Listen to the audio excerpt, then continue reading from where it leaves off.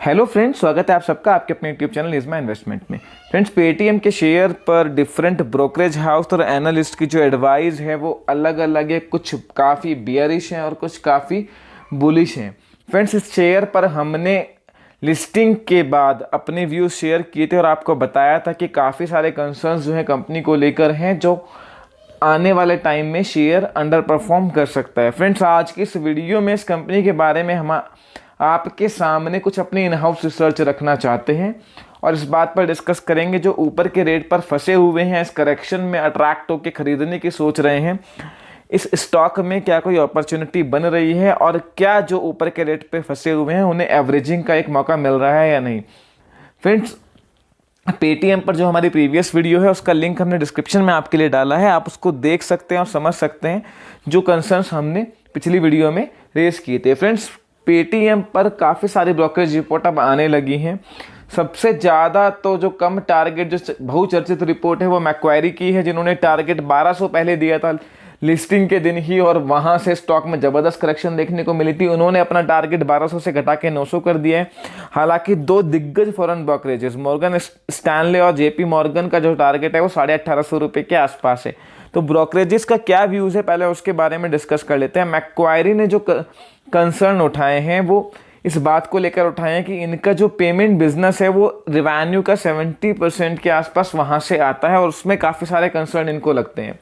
जो ये company wallet से पेमेंट करते हैं फ्रेंड्स, उस पर एक अच्छा खासा चार्ज ये लेते हैं, एमडीआर मर्चेंट डिस्काउंट रेट, और वहाँ पर आरबीआई कहीं ना कहीं कैपिंग लगाने की बात कर रहा है। इसके अलावा जो है मैक्वायरी को लगता है कि जो कंपनी की प्रॉफिटेबिलिटी है उसको लेकर उसको आने में काफ़ी समय लग सकता है और इन्होंने तो रिवेन्यू ग्रोथ का जो रेट है उसको फोरकास्ट को भी जो है कम किया है और इनको लगता है कि आने वाले टाइम में जो है रिवेन्यू स्पेस से नहीं बढ़ेगा जिस तरह से मार्केट सोच के चल रही है, और हैवी लॉसेस जो है कंपनी में आगे देखने को मिलेंगे और कंपनी कब प्रॉफिट में आएगी ये कंसर्न इन्होंने अपनी पिछली ब्रोकरेज रिपोर्ट में भी उठाया था। और जो कंपनी के जो हायर एम्प्लॉय और सॉफ्टवेयर एक्सपेंसेस हैं उसको लेकर भी जो है मार्जिन्स पे दबाव रहेगा और कंपनी का जो लॉस आने वाला टाइम में बढ़ सकता है।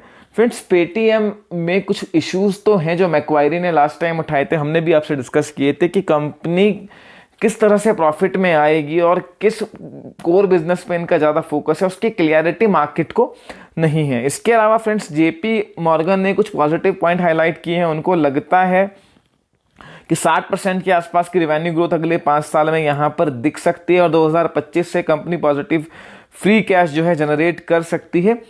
फ्रेंड्स, जो है जेपी मॉर्गन एक ऐसा ब्रोकरेज है जो काफ़ी टाइम से इस पर पॉजिटिव चल रहे हैं लिस्टिंग के बाद से, और जिनका जो टारगेट है सबसे पहले एक पॉजिटिव टारगेट वहाँ से देखने को मिला था। फ्रेंड्स, जो कुछ कंसर्न हमें लगते हैं पेटीएम को लेके वो हम आपके सामने पहले डिस्कस करते हैं। सबसे पहला ये कि जो कंपटीशन है यूपीआई ऐप से वो लगातार मिल रहा है, जिसकी वजह से जो वैलेट से पेमेंट करने वाला जो ऑप्शन है उसको अब लोग ऑप्ट नहीं कर रहे हैं और उस बिज़नेस में ग्रोथ कर पाना बहुत मुश्किल है। पहले क्या था कि यूपीआई पेमेंट्स बहुत कम थे और पेटीएम के वॉलेट में लोग पैसा ऐड करते थे और वॉलेट से पेमेंट करते थे, जिसमें पेटीएम को एक अच्छा खासा एमडीआर मिलता था और वो एक मोनोपोली बिजनेस भी था। उसमें जो है काफ़ी प्रॉफिटेबल बिजनेस था क्योंकि वॉलेट में आप पैसा ऐड कर रहे हो, कंपनी के पास वो पैसा पड़ा हुआ है और उसको आप यूज़ कर रहे हो और वॉलेट से पेमेंट पर ही मर्चेंट से भी जो है एमडीआर चार्ज करते थे। तो वहाँ पर सबसे बड़ी बात ये भी हो जाती है फ्रेंड कि जब आप किसी कंपनी के वॉलेट में पैसा ऐड कर लेते हैं तो आप बाउंड हो जाते हैं उसी से पेमेंट करने के लिए, तो एक रिपीटेड कस्टमर बेस वहाँ पे बनता है। पर जब से यूपीआई से पेमेंट का चलन बढ़ा है तब से आप देख लीजिए कि वॉलेट बेस्ड पेमेंट का जो वॉल्यूम है वो बहुत कम हो गया, तो वहाँ पे इनके लिए ग्रोथ कर पाना बहुत मुश्किल है और इनका मेजॉरिटी ऑफ रिवेन्यू वहीं से आता है क्योंकि यूपीआई से पेमेंट करने पर कोई एमडीआर नहीं है। दूसरी बात ये कि जो सबसे बड़ा कंसर्न है वो एमडीआर पे कैपिंग का है, जिसकी वजह से एसबीआई कार्ड का शेयर पिछले 3 महीने से लगातार गिर रहा है क्योंकि यहाँ पर हायर एमडीआर पर जो है आरबीआई की नज़र है। क्रेडिट कार्ड और वॉलेट से पेमेंट पे लेके 2% तक के आसपास का एमडीआर चार्ज हो रहा है। वहाँ पर एक कैपिंग आ सकती है क्योंकि ग्लोबली ये जो है 1% के आसपास है यूएस और यूरोप में, जिसको लेकर बड़े कंसर्न रेज आरबीआई ने किए थे और माना जा रहा है कि आरबीआई यहाँ पर कुछ जो है गाइडलाइंस लेके आ सकती है, रेगुलेशंस लेके आ सकती है और वॉलेट से भी और क्रेडिट कार्ड के पेमेंट पर भी एमडीआर पे कैपिंग लगाई जा सकती है, जो सीधा सीधा इन कंपनीज की और क्रेडिट कार्ड कंपनीज की प्रॉफिटेबिलिटी को हिट करने वाला है। यही रीज़न हमने देखा है कि पेटीएम के शेयर में भी और एसबीआई कार्ड के शेयर में भी एक ज़बरदस्त गिरावट देखने को मिली है। ये काफ़ी बड़ा सेटबैक इन कंपनीज के लिए हो सकता है। तीसरा सबसे बड़ा कंसर्न जो मुझे पर्सनली पेटीएम में लगता है कि ब्रोकरेज से लेके इंश्योरेंस, बिल पेमेंट सर्विसेज, हर सेक्टर में पेटीएम ने जो है एंट्री की हुई है और ये किसी भी सेक्टर में ये लीडर नहीं है। पेमेंट सर्विसेज को छोड़ दें तो वहाँ पर ऑलरेडी काफ़ी सारे कंसर्न्स हैं। तो पेटीएम का फोकस किसी एक पर्टिकुलर सेक्टर पे नहीं है। दूसरी बात ये, जिन भी सब सर्विसेज में पेटीएम एंट्री कर रही है, सर्विसेज को कैटर कर रही है, वो बहुत ही हाईली कॉम्पिटिटिव है। अब इंश्योरेंस को सेल करने का आप देख लीजिए, ऑलरेडी पॉलिसी बाजार जैसे दिग्गज बैठे हैं, पेटीएम पर इंश्योरेंस सेल हो रहा है, मोबीक्विक पर इंश्योरेंस सेल हो रहा है। ये कोई ऐसा फील्ड नहीं है जहाँ कोई एंट्री बैरियर नहीं है। इसी तरह का बिल पेमेंट्स को लेके आप देख लीजिए, बाढ़ आई हुई है ऐप्स की। तो यहाँ पर किसी भी और ऑनलाइन ब्रोकरेज हो गया, आप एक से एक ऐप मार्केट में अवेलेबल है। ये कुछ भी कोई ऐसा सेक्टर नहीं है जहाँ पर इतने रिच वैल्यूएशन दिए जाएं।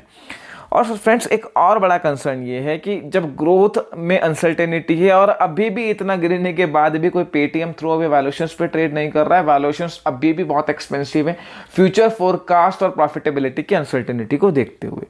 हालांकि मैनेजमेंट बहुत कैपेबल है, ऐसा नहीं कह सकते कि पेटीएम का मैनेजमेंट कैपेबल नहीं है।